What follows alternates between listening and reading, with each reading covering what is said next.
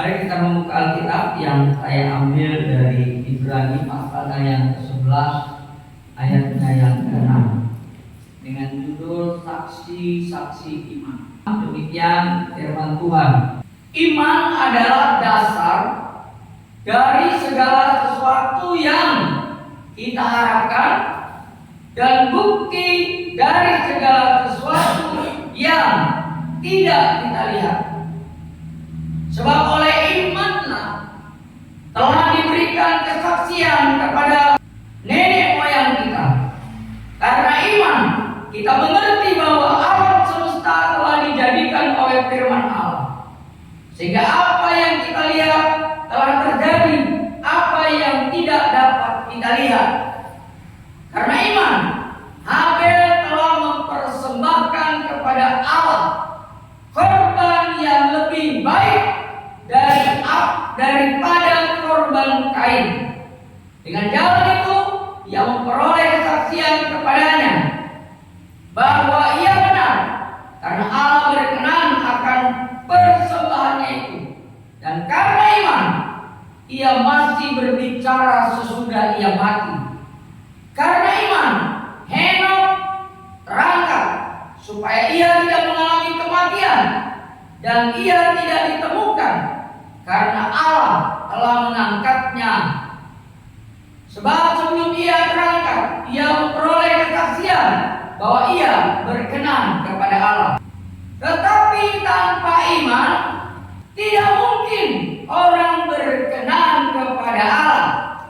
Sebab barang siapa berpaling kepada Allah, ia harus percaya bahwa Allah ada dan bahwa Allah memberi upah kepada orang yang sungguh-sungguh mencari Dia. Bapak Ibu Saudara, ternyata kalau saya terus belajar tentang firman dan memperhatikan kehidupan banyak orang Kristen, banyak yang tidak memahami pentingnya iman. Karena ternyata iman itulah yang menggerakkan, yang mendorong, yang mengarahkan untuk mencapai sebuah tujuan. Seperti dikatakan dari Ibrani pasal yang ke-11 tadi, bahwa iman itu adalah dasar. Dasar berarti pada landasan. Tanpa ada landasan tidak mungkin ada bangunan di atasnya. Jadi dasar itu betul-betul dibutuhkan dan sangat penting. Jika saudara ingin membangun sebuah bangunan, maka yang pertama kali dibangun adalah dasar. Demikian juga kekristenan. Kalau saudara dan saya ingin membangun kekristenan yang benar, kekristenan yang sejati, kekristenan yang menyelamatkan. Kenapa saya katakan yang menyelamatkan? Ternyata ada kekristenan yang tidak menyelamatkan. Jadi penting kita memahami bahwa sesungguhnya hidup ini yang pertama harus diperhatikan adalah membangun dasar. Karena dasar itulah yang menggerakkan, yang mengarahkan, yang mendorong bangunan di atasnya tercapai, atau katakanlah sampai kepada tujuan. Jadi sesungguhnya iman adalah dasar untuk memandu hidup dan memiliki tujuan hidup yang jelas. Ternyata kalau kita belajar kebenaran dan saya mempelajarinya, saya melihat banyak orang Kristen menganggap tidak terlalu penting untuk memperhatikan masalah iman. Walaupun sebenarnya hidup yang dijalani setiap orang, setiap manusia itu karena iman. Kita mengatakan dimulai dari ayatnya yang ke-3, karena iman kita mengerti bahwa alam semesta telah dijadikan oleh firman Allah. Karena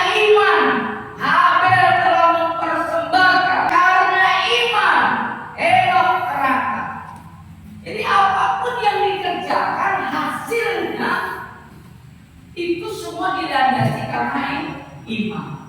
Seperti saya katakan tadi, kalau saudara yang membangun sebuah rumah, gedung atau bangunan, maka yang pertama kali harus diperhatikan adalah dasarnya.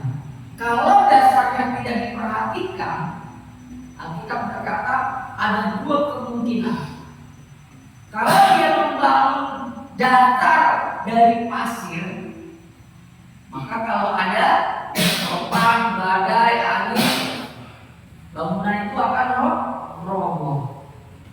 Tapi kalau bangunan itu dibangun di atas batu, kalaupun ada badai, ada topan, bangunan itu tetap kokoh. Jadi artinya ayat ini mengatakan, perhatikan dasarmu. Kalau dasar bangunan benar, maka atasnya pasti benar, mantap, oke. Sama dengan kekristenan. Kekristenan juga begitu. Dia mengaku percaya, kan? Mengaku percaya bahwa Yesus adalah Tuhan dan Juru Selamat. Karena dia berpikir dengan percaya dia pasti selamat, maka tindakannya, kalau dia mengaku Yesus Tuhan dan Juru Selamat, dan di pikirannya meyakini bahwa kalau dia percaya Yesus pasti selamat, apa yang dilakukan dalam hidupnya? Berubah. Ya, aktivitasnya, kalau dia meyakini bahwa pasti selamat, dia tidak akan pernah memikirkan bahwa dia akan binasa. Dia tidak akan pernah memikirkan bahwa satu ketika dia mati dia akan binasa, enggak, karena dia sudah punya keyakinan bahwa kalau dia percaya Yesus pasti selamat. Persoalannya, kalau dia percaya Yesus lalu mati, maka pernyataan itu tidak ada konsekuensi. Dia percaya Yesus lalu mati, tidak ada konsekuensinya karena dia mati. Persoalannya kan kalau kita masih hidup, percaya Yesus pasti menjalani hidup, maka ada konsekuensi, ada risiko yang harus dijalani sebagai orang percaya. Kalau saudara percaya bahwa kedudukan atau jabatan itu bisa membahagiakan kita, maka dia akan mencari jabatan. Dia cari uang nggak? Dia kerja, fokusnya bukan uang. Dia fokusnya jabatan. Dia kerja cari uang, tapi dia bukan uang fokusnya. Karena dia tahu kalau saya punya jabatan, pasti uangnya. Jadi semua yang menggerakkan kita ini sebenarnya keyakinan, percaya bahwa gelar itu membahagiakan. Apa yang dicari? Tapi fokus hidupnya gelar. Betapa pentingnya iman. Karena iman akan membuat orang diarahkan hidupnya. Arahnya kemana? Kalau arahnya gelap, maka dia waktu hidupnya habis untuk mencari gelap.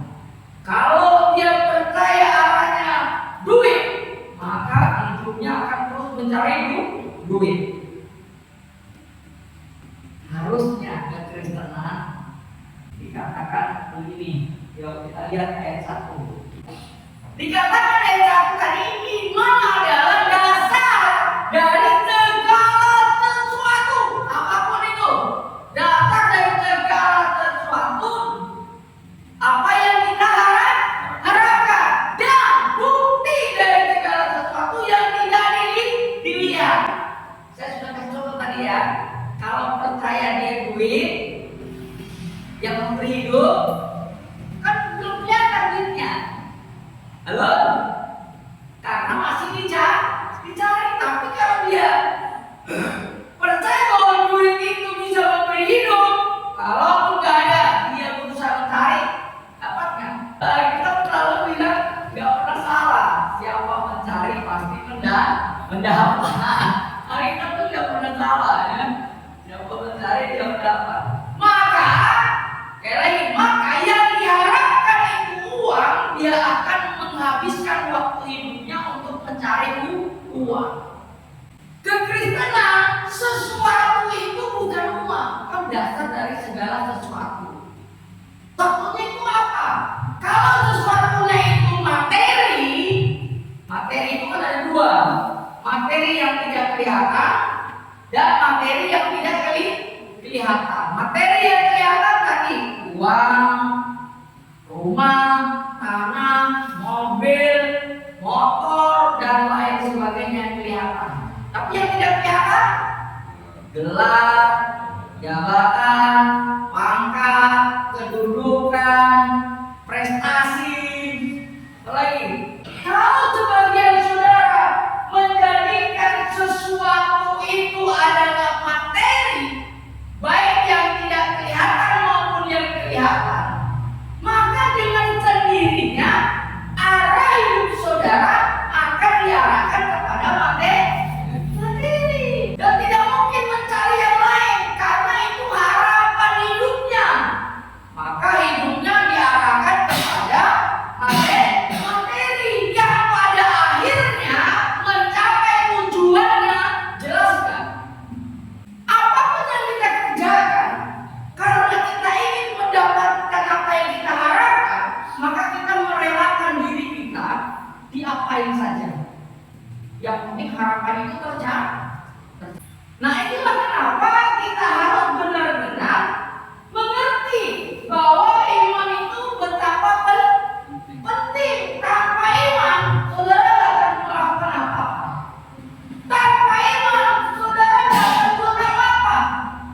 Maka ditegaskan dalam ayat yang ke-6, tanpa iman, saudara tidak berkenan kepada Allah. Kenapa tidak berkenan? Karena saudara tidak mungkin melakukan apa-apa bagi Allah. Hanya dengan iman, saudara bisa melakukan apa yang Allah inginkan. Kalau saudara tidak memiliki iman, maka saudara tidak mungkin melakukan apa yang Allah inginkan. Sama seperti tadi, saudara mengharapkan apa? Kekayaan, mengharapkan apa? Harta benda. Kalau saudara tidak punya iman, saudara tidak akan melakukan apa. Dan saudara tidak akan mendapatkan apa-apa. Karena iman itu mengarahkan hidup orang dan mencapai tujuan yang jelas. Kalau saudara dan saya tidak memiliki iman, tidak mungkin saudara melakukan aktivitas. Karena iman itulah yang mendorong, iman itu yang mengarahkan, iman itu yang menggerakkan. Bapak Ibu, ternyata ungkap bahwa banyak orang Kristen tidak memiliki iman, walaupun dia dengan mulutnya mengaku bahwa Yesus adalah Tuhan, tapi sebenarnya dia tidak punya iman. Itulah kenapa Matius pasal 7 menulis 7 ayatnya yang ke-21. Sesungguhnya banyak orang Kristen tidak memiliki iman. Karena hanya orang yang punya imanlah yang masuk dalam kerajaan surga, diterima oleh Allah. Di sini dikatakan bukan mereka yang mengaku Yesus Tuhan, halo, yang masuk dalam kerajaan surga, tetapi mereka yang melakukan. Kalau orang tidak melakukan kehendak Allah, berarti belum punya iman, karena nggak ada yang mendorong. Maka orang untuk melakukan kehendak Tuhan nggak bisa. Saya kasih sederhana ke gereja, dan mana orang ke gereja dengan nggak ke gereja. Bicara orang Kristen ya, bicara orang Kristen banyak mana? Banyak yang di luar. Kenapa? Karena yang mendorong hidupnya imannya bukan Tuhan. Oh, imannya apa? Yang nggak tahu ya, tanya yang di luar sana mana? Ya? Tadi pedagang diri tadi, dia nggak mau direndahkan hanya karena dia tidak menghargai orang. Maka kita yang begini, kamu lebih takut kepada manusia daripada takut kepada Allah. Orang lebih cenderung lebih ingin dihargai manusia daripada dihargai oleh Allah. Iman timbul dari pendengaran. Pendengaran apa? Firman. Pada mulanya adalah firman. Firman itu bersama-sama dengan Allah, dan firman itu adalah Allah. Kalau orang mencintai Allah, mengasihi Allah, percaya bahwa Allah ada, dia akan baca firman. Pasalnya mengatakan, barang siapa tidak memiliki iman, dia tidak berkenan kepada Allah. Pantas kalau Matius bilang, orang yang tidak punya iman, dia tidak masuk surga. Bukan mereka yang berseru kepada Tuhan, Tuhan, artinya orang yang tidak punya iman. Karena orang yang tidak punya iman tidak mungkin dia bertindak. Tapi kalau orang yang punya iman, pasti dia bertindak. Jadi kalau kita lihat lagi, ternyata banyak orang Kristen yang nggak masuk surga. Jadi ayat Alkitab itu benar begini. Banyak yang dipanggil, sedikit yang dipilih. Makin jelas dalam pikiran saya, betul. Makin jelas. Jadi kalau orang di sini makin sedikit, saya makin senang. Bukan senang dalam hati gak ada orang. Bukan senang. Senang karena iman saya teruji. Teruji dalam arti saya nggak bergantung kepada yang ada. Saya bergantung kepada Allah. Jadi saudara harus bersyukur. Kalau makin sedikit makin cuma saudara sendiri yang ibadah, bersyukur kita dua. Iya kan? Kalau kita yang berdua nih, yang lain nggak datang atau saya dan mereka bukan musik aja, kita membawa berbahagia lagi kita dua. Loh, ternyata itu yang teruji kan gitu. Yang masih memiliki iman. Ini kita lihat dalam Lukas pasal 18. Waduh, ngeri loh. Semakin Tuhan datang yang kedua kali, kita lihat ini buktinya. Lukas pasal 18. Ayatnya yang ke-8. Aku berkata kepadamu, dia akan segera membenarkan mereka, akan tetapi jika anak manusia itu datang, yang kedua kali, adakah yang mendapat iman di bumi? Hampir ada iman. Hampir bukan berarti nggak ada. Jadi kalau saudara masih beriman kepada Allah, bersyukur. Karena orang beriman itu ternyata tidak mudah. Orang beriman tidak mudah. Orang beriman itu sama orang cari duit. Kalau imannya duit, nggak mungkin dia nggak kerja. Dia pasti kerja, dia pasti cari duit. Entah itu kerja di perusahaan, entah itu kerja sebagai petani, entah itu kerja sebagai nelayan, entah itu kerja sebagai pengusaha, apapun, karena dia ingin mendapatkan apa yang diharapkan, maka dia melakukan pekerjaan. Bagaimana dengan kita? Mengaku percaya kepada Allah, tapi tidak pernah melakukan pekerjaan apa? Bukan mereka yang berseru kepada ketua-tuan yang masuk dalam kerajaan Allah, tetapi mereka yang melakukan, artinya yang melakukan aktivitas pekerjaan Allah. Pekerjaan Allah. Apa pekerjaan Allah?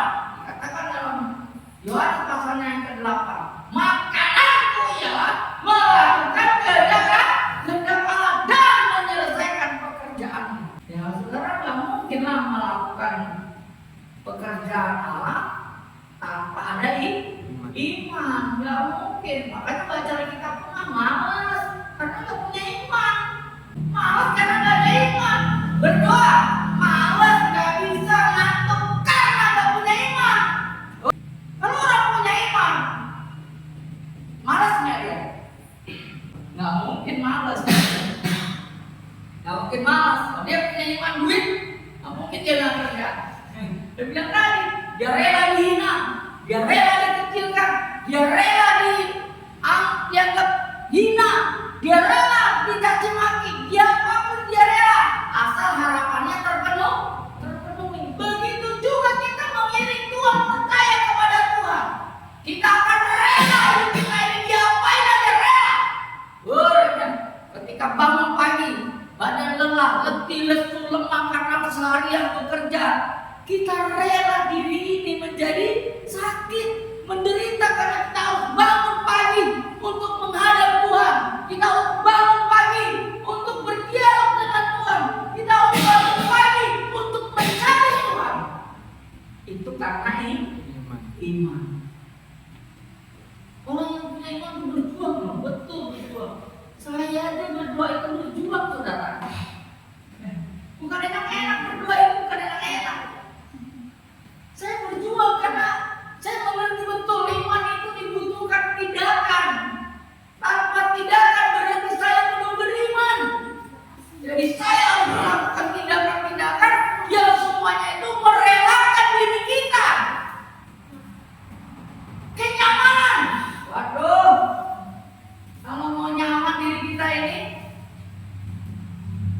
pasti nggak dapat Tuhan.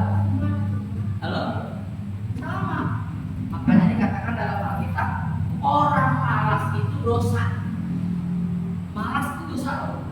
Malas berdoa, malas baca Alkitab, malas beribadah, malas hidup benar, malas melakukan kehendak Allah. Dosa. Pantas kalau orang nggak beriman itu nggak masuk surga. Karena dia selamanya melakukan dosa, karena nggak ada tindakan. Pemahaman ini sederhana, tetapi pemahaman ini akan membantu kita kalau kita mengerti dengan benar. Betul Bapak Ibu. Untuk itu saya mengharapkan kita semua betul-betul menangkap apa yang Tuhan inginkan melalui firman-Nya hari ini. Bahwa sesungguhnya penting bangunan dibangun dari dasar, yaitu iman. Perhatikan iman kita, apakah kita sudah beriman atau belum?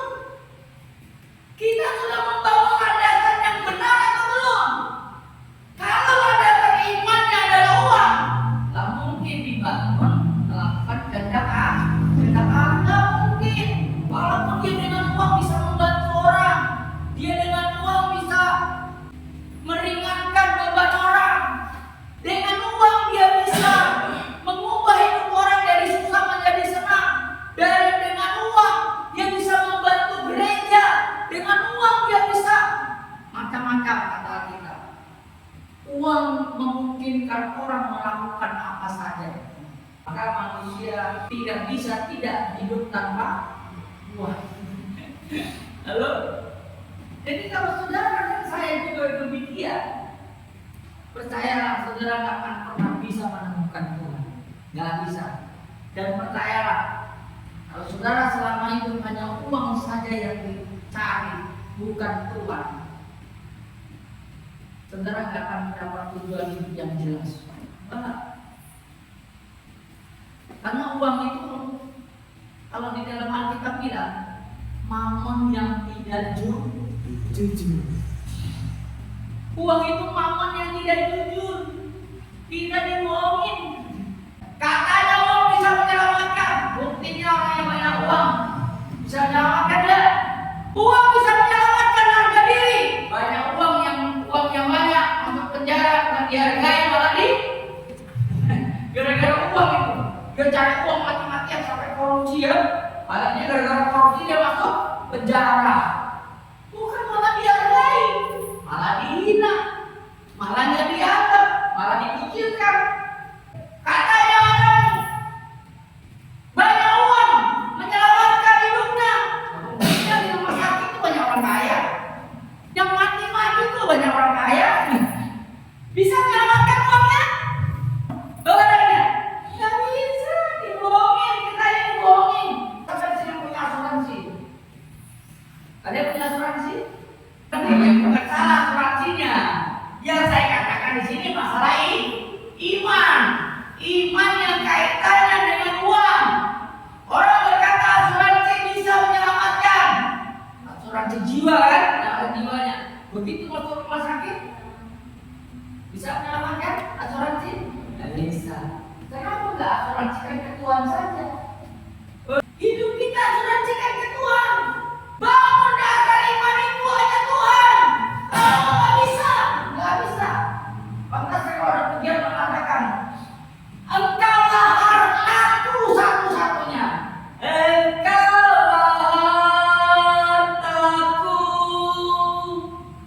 kemuliaanku selamanya. Kau kebahagiaanku.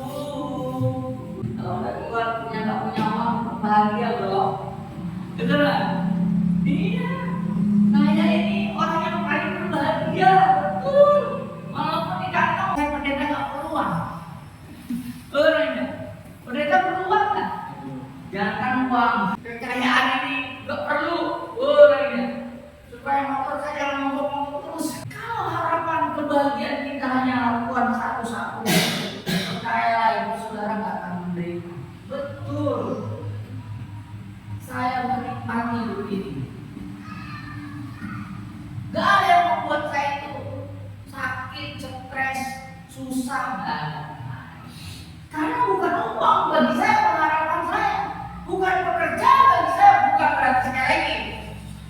perlu duitnya?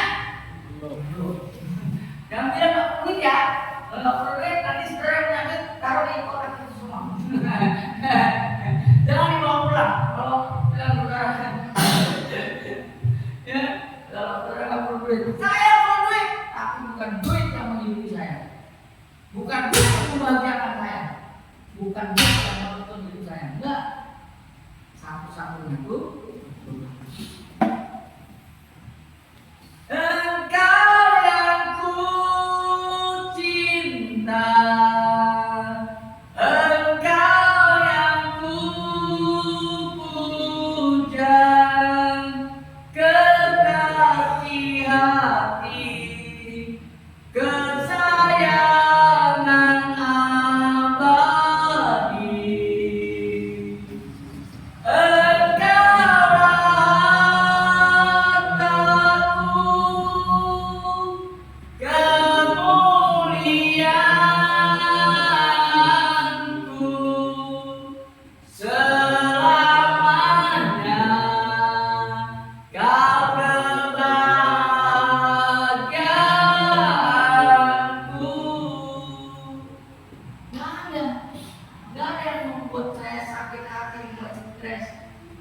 Tapi tidak mudah. Saudara harus rela. Halo? Harus rela, harus rela. Saudara cari perempuan rela nggak? Rela yang harusnya masih tidur, bangun masak, bangun cari sayur. Kalau kita rela untuk masalah dunia, kenapa nggak rela perempuan? Harus rela, harus rela. Saya kalau mikirin nyaman, aduh, nggak bisa membuat dengan serius, nggak bisa. Betul nggak bisa. Jangan pikir saya ini nggak merelakan kenyamanan. Saya merelakan kenyamanan. Ikut Tuhan itu bukan berarti nyaman sepenuhnya, enggak, harus menanggalkan kenyamanan kita baru bisa nyaman. Maka kita katakan selipkan daging.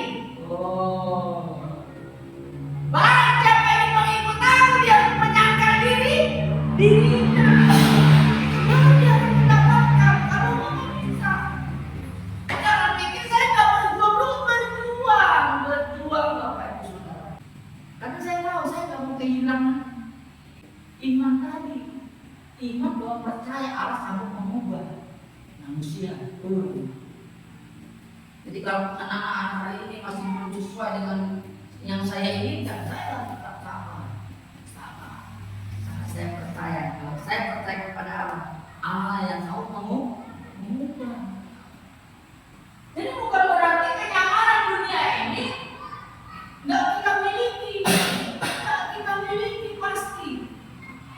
Tapi persoalannya kenyamanan dunia ini harus berarti kita tinggalkan dulu kenyamanan dunia ini, baru akan mendapatkan kenyamanan yang dari Allah. Yohanes pasal yang ke-14 ayat 27. Damai sejahtera kutinggalkan bagimu, damai sejahteraku kuberikan kepadamu, dan apa yang kuberikan tidak seperti yang diberikan oleh dunia kepadamu. Janganlah gelisah dan gentar hatimu. Amin. Orang yang percaya kepada Allah bukan berarti dia nggak mendapatkan kebahagiaan. Tetap dikasih, diberikan. Dunia memberikan. Nah, saudara tinggal pilih mau percaya dunia atau percaya kepada Allah. Dua-duanya sama-sama memberikan kebahagiaan. Dunia dikatakan memberikan kebahagiaan. Allah juga memberikan kebahagiaan. Tinggal kita pilih mau yang mana. Bahagia oleh dunia atau bahagia oleh Allah. Bahagia oleh dunia, jabatan, pangkat, kedudukan, uang, harta, dan lain sebagainya. Itu yang membahagiakan saudara. Maka iman kita pada dunia, pasti dunia yang dikejar, pasti dunia. Tapi kalau saudara percaya kepada Allah, maka waktu hidup saudara dan saya menjalani kedatangan Tuhan yang kedua kali, saudara dan saya akan habis waktunya mencari itu. Mencari Tuhan. Udah, nggak ada yang lain. Maka kita mengatakan, adakah kau dapat iman di bumi kalau aku datang nanti? Hampir nggak ada. Kalau Wahyu menulis, hampir orang munafik yang diselamatkan. Orang benar saja bisa lari, bisa nggak tahan. Apalagi orang yang nggak benar. Untuk mencari Tuhan itu nggak gampang. Orang benar aja bisa berpaling, apalagi orang yang benar mencari Tuhan lebih sulit lagi, lebih sulit. Sering saya katakan, semakin menunda perubahan, semakin sulit berubah, kita. Makin sulit, maka jangan menunda perubahan. Ambil keputusan berubah. Perhatikan fondasi iman kita sudah benar atau belum. Perhatikan, kalau sudah benar pasti akan dibangun ke atasnya. Kalau belum benar, benarkan dulu. Rombak fondasi yang ada ini, ubah menjadi iman yang benar, tak bisa dibangun di atasnya. Hari ini saya berharap saudara yang lain bisa membaca sesungguhnya iman saudara ini kemana? Iman kepada Allah atau kepada dunia? Kalau saudara iman kepada dunia, percayalah saudara dan saya mati tidak diterima oleh Tuhan. Karena saudara habis untuk melakukan hal-hal dunia. Tidak ada yang melakukan hal untuk pekerjaan Tuhan, tidak ada. Karena tidak mungkin, sebab tidak ada iman. Karena iman yang mengarahkan hidup manusia dan tujuan hidup yang jelas. Kalau arah hidupnya salah, hanya dunia yang habis waktunya, saudara bisa menilai dalam satu hari mana lebih banyak melakukan aktivitas rohani atau rohana atau rohai. Saudara habis waktunya selama satu hari, belum lagi 2 hari, belum lagi 3 hari. Aduh, semakin mengakumulasi, semakin sulit saudara berbalik. Sulit. Maka satu hari ini harus berjuang. Saya berjuang, Bapak Ibu Saudara. Berjuang dalam satu hari. Iya, saya berjuang dalam satu hari. Saya punya target dalam satu hari. Saya ada 2 atau 3 kali. Minimal 2 kali, bisa 3 kali bagus. Kalau orang makan 3 kali kan, pagi, siang, sore. Itu hanya masalah doa, belum masalah yang lain. Karena hanya dengan berdoa itulah kita bisa membangun iman yang benar. Bertemu dengan Tuhan, berjumpa dengan Tuhan, itu akan membangun iman yang benar. Kalau Tuhan tak pernah berdoa, nggak mungkin. Loh, saya bisa buktikan pendeta-pendeta yang ada di YouTube tuh. Saya yakin mereka itu nggak berdoa. Saya yakin nggak berdoa. Dari mana saya tahu? Lihat omongannya, dengar omongannya. Pasti dia membicarakan orang lain, dan pasti dia mengata-ngatai yang lain, dan pasti dia merendahkan orang lain. Coba lihat mereka tadi itu STH, S2, doktor, belum lagi profesor. Pasti gak berdoa. Karena orang yang berdoa yang berjumpa dengan Tuhan, pasti mulutnya tidak akan merendahkan orang lain, dia tidak akan menghina orang lain, dia tidak akan mengata-ngatai orang lain. Kalau dia ada, dia akan bertobat cepat. Ayo, saudara dan saya mulai sedikit ya. Dalam satu hari, jangan untuk 3 hari, satu hari ini hari ini pulang nih dari gereja nih.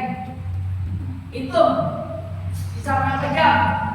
Nanti kita ngobrol-ngobrol masih agak ngobrol rohani, kalau mungkin lagi bicarakan orang kan, kalau masih bicarakan orang makan itu. Ngobrol, kalian mau makan, ya kan? Nanti pulang dari sini jam 12 bisa. Hitung. Mulai itu, berapa lama dari ini?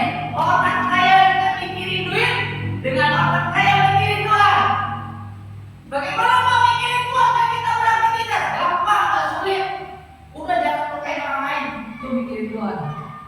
Iya, pikirkan supaya dalam mikirin jangan menyakiti orang lain. Udah itu aja, itu sederhana kok.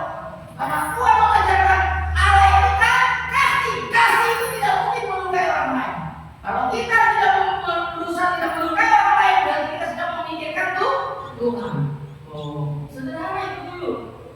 Baru boleh ditambah lagi baca kitabnya berapa jam? Kalau mau lama ya buka YouTube dengan khotbah, khotbah 2 jam.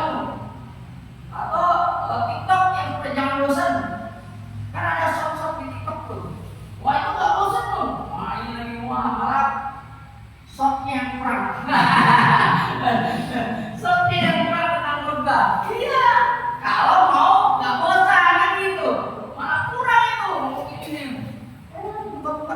iya dong. Dengan apa itu sudah membangun ruang dengan tidak memikirkan Tuhan. Tuhan nggak boleh buka Facebook, boleh. Cari Facebook yang bagus, yang membangun. Cari. Kan ada di Facebook, ada di TikTok, ada di Instagram. Bukan nggak boleh, tapi gunakan itu untuk Tuhan. Sehingga waktu satu hari itu habis untuk Tuhan. Kalau ada untuk dunia, mulai kecil, mulai surut, mulai habis. Terus gimana kita nggak kerja? Kerja, tetap cari duit. Ya. Tapi dengan pikiran, cari duit, pikirkan. Dapat duit, tanggung jawab keluarga. Halo? Tanggung jawab keluarga itu Tuhan. Untuk Tuhan, tanggung jawab keluarga. Jangan untuk lu kasih duit lu masih mana? Enggak, bukan kita kasih duit. Kita hanya bekerja untuk Tuhan. Tuhan yang memberkati supaya dengan berkat itu kita bisa bertanggung jawab untuk keluarga. Terus gimana Pak? Kita nggak bisa main? Main boleh, bergaul boleh. Pikirkan bagaimana pergaulanmu, temanmu bisa selamatkan. Jangan dibatasi dengan kegiatan kita seolah yang kegiatan kita nggak bisa mencari menyenangkan Tuhan. Karena iman itu akan menggerakkan orang, mengarahkan orang, lalu pada tujuan yang jelas. Jadi apa yang dilakukan semua untuk Tuhan. Gitu. Maka dikatakan kita lakukanlah segala sesuatu untuk memuliakan Tuhan. 1 Korintus 10 ayat 31. Demikian firman Tuhan. Aku menjawab, jika engkau makan atau jika engkau minum atau jika engkau melakukan sesuatu yang lain, lakukanlah semuanya itu untuk kemuliaan Allah. Yang bayangkan tuh, tidak ada hari kegiatan aktivitas yang tanpa untuk memuliakan Tuhan. Jadi satu hari bisa full, satu hari full untuk memuliakan Tuhan. Main makan, memuliakan Tuhan. Bagaimana Pak makan memuliakan Tuhan? Nanti nyanyi haleluya, haleluya, cak makan, haleluya, puji Tuhan. Gak makan. Kan memuliakan Tuhan Pak, dengan makan. Iya, bukan berarti makan haleluya, minum puji Tuhan. Bukan begitu. Makan memuliakan berarti kan dengan makanan itu kita mengucap syukur bahwa semua itu datangnya dari Tuhan. Selesai makan kenyang, boleh tidak? Jangan menikmati orang dengan tenagamu bekerjalah supaya dengan pekerjaan itu menyenangkan hati Tuhan. Kan harus makan orang kerja, boleh jangan itu nggak makan. Itu memuliakan Tuhan artinya dengan tubuh yang sehat oleh makanan tadi kita menyenangkan hati Tuhan melalui tubuh ini. Jadi sebenarnya satu hari pun itu bisa kita menyenangkan Tuhan. Bayangkan baik kau makan, baik kau minum, lakukanlah itu untuk memuliakan Tuhan. Baik kau melakukan sesuatu, bukan berarti suatu haleluya. Habis minum haleluya. Puji Tuhan. Bukan gitu. Kalau gitu gampang dan sulit. Ya. Oke, saya berharap firman Tuhan hari ini menyadarkan kita untuk memperbaiki iman kita ya. Kalau iman kita selama ini salah, hanya diarahkan kepada materi, baik yang kelihatan atau yang tidak kelihatan. Mari saudara, iman itu diarahkan kepada Tuhan supaya perjalanan hidup ini yang kita lakukan hanya untuk menyenangkan hati Tuhan. Bangun iman ini dengan benar.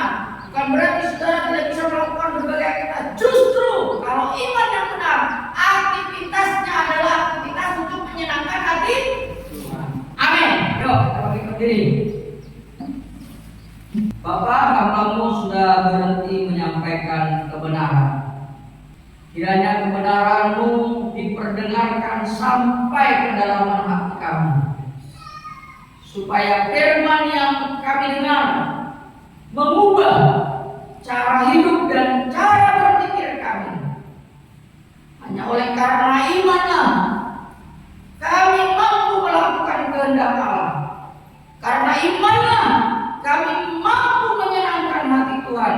karena imanlah kami boleh sampai ke abadian, ke rumah Bapa.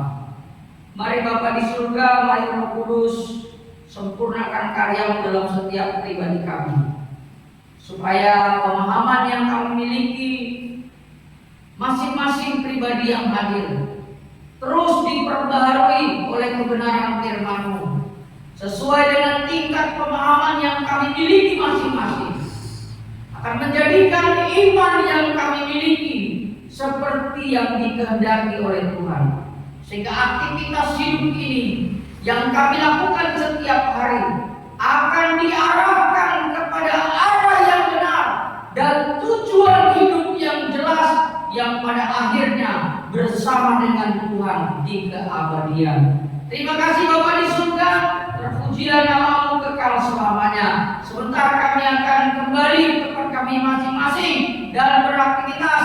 Kiranya Tuhan terus menolong hidup kami, supaya aktivitas yang kami lakukan setiap hari, mulai kami timbang, mulai kami teliti, dan mulai kami selidiki apakah aktivitas kami ini berdasarkan iman kepada Allah atau berdasarkan iman kepada dunia ini, sehingga kami bisa berpaling kepada Allah secara benar, secara utuh, secara sempurna, dan kehidupan kami mempermuliakan nama Tuhan. Berkati apa yang mereka lakukan, kerjakan, pikirkan yang berkenan kepadamu, Engkau yang akan membuatnya berhasil, supaya melalui keberhasilan oleh iman kepada Allah, mereka mampu melakukan apa yang menyenangkan hati Tuhan melalui keberhasilan yang Tuhan berikan kepada mereka. Berkati rumah tangga, keluarga, usaha, pekerjaan. Berkati apa yang sudah mereka kerjakan, lakukan, yang semuanya itu menyenangkan hati Tuhan, supaya hidup mereka terus menjadi saluran berkat dan nama Tuhan dipermuliakan.